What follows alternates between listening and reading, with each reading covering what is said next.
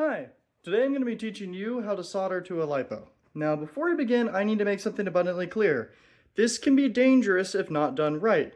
LiPos are incredibly flammable and it's incredibly hard to put the fire out. If you can, get yourself a sand bucket just in case, but as long as you follow these steps, you should be fine. Quick point of clarification here. When you're doing this, you want to make sure you do one side of the battery at a time, as in cut that side, get your wire soldered on, get it terminated, and get it completely finished before moving to the other side. That way there is minimal risk of accidentally shorting the battery, which can cause harm to you, the battery, and does pose a fire risk. The way you're going to get this back is coming from the top instead of sliding along it so you don't stab yourself. You're just going to kind of cut your way into this. Now, if you have a scalpel or a sharp knife, like a utility knife, you can also slice across the top. Both methods work. This is just the tool I have immediately at hand, and I don't feel like looking for something else. There we go. Let's get that off. Looks like there's some smaller heat shrink on here too. Nice, okay. So with that off, now we need to cut the lead a little bit behind it. So we're gonna go ahead and strip it back. Just not grabbing too hard because this is for a slightly smaller gauge than what this actually is. And we have enough there to probably do it, but I'm gonna get just a little bit more. Okay, there we go. Update, it looks like we do not have enough red heat shrink, so we'll be using black heat shrink and then be scribbling on it with a marker to make it red. Fun times. So, this big black heat shrink, like last time, is gonna go on the longer wire. We're gonna get a little bit of red heat shrink to put on the other wire just so that we can make sure it's well and covered. Because once again, this is, adding the extra heat shrink is honestly unnecessary, but I just like to put it there because it makes you feel a little more confident in the overall strength. So, and just safety of it. So I'll put that down there.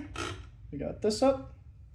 Now we're gonna take these and kind of try to mesh them together. But first we need to get a clip on it to hold everything in place. You wanna make sure all these strands are pointing the same way. Now we're gonna take this guy.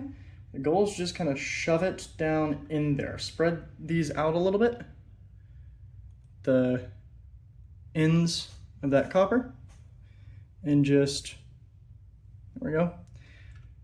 Push it down in and then kind of get them shoved together. So something like that where you can barely see them around each other. Then you're gonna take that nice thick solder again and your 850 degree soldering iron.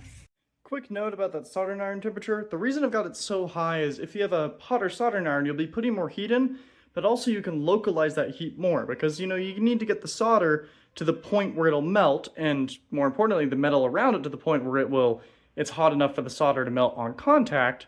And by setting it higher, you can achieve that more quickly without as much heat just kind of getting wicked away to the battery into the rest of the wire. And this is just a good thing to do because you don't want that LiPo getting hotter than it has to, because once again, they're kind of dangerous. And you're just gonna put some solder on. So get it on there nicely. And let it sink into the material by just dumping heat.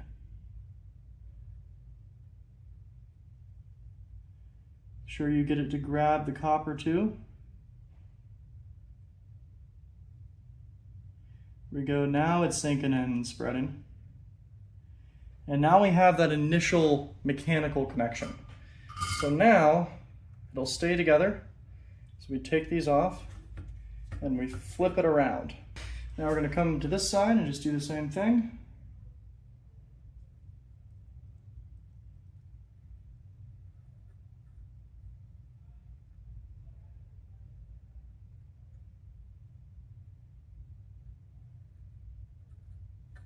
Letting it wick through the material.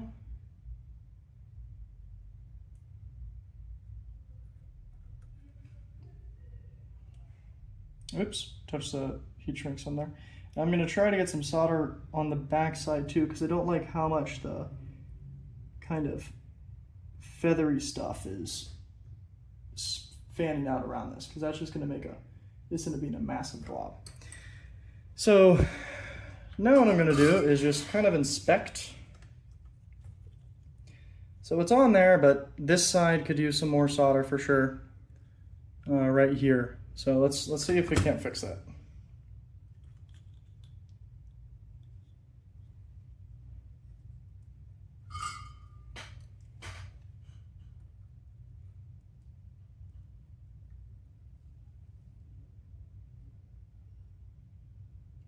Just letting it soak in again, trying to dodge those fumes.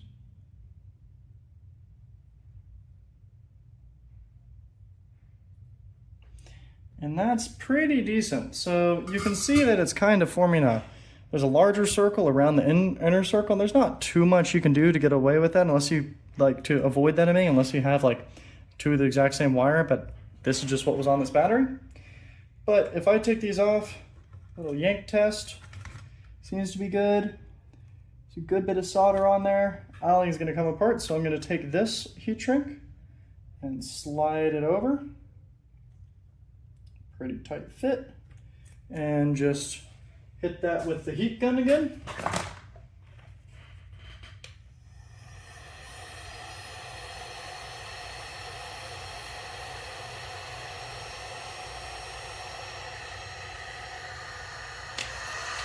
Then I'm going to take this bigger heat shrink and slide it over the whole thing.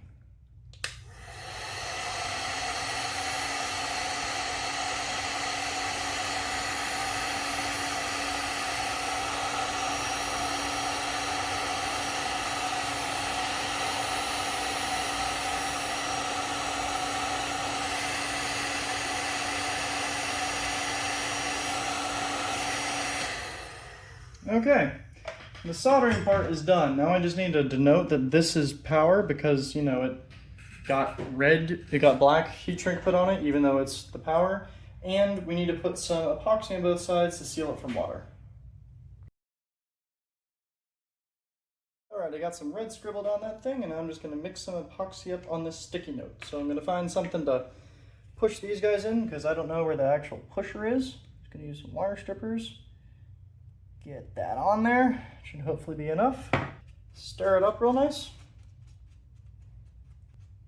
And I'm just gonna scoop some up and get it around here. Just kind of shmoo it on there. Some's gonna fall, wipe it up before it dries. It's not that big a deal.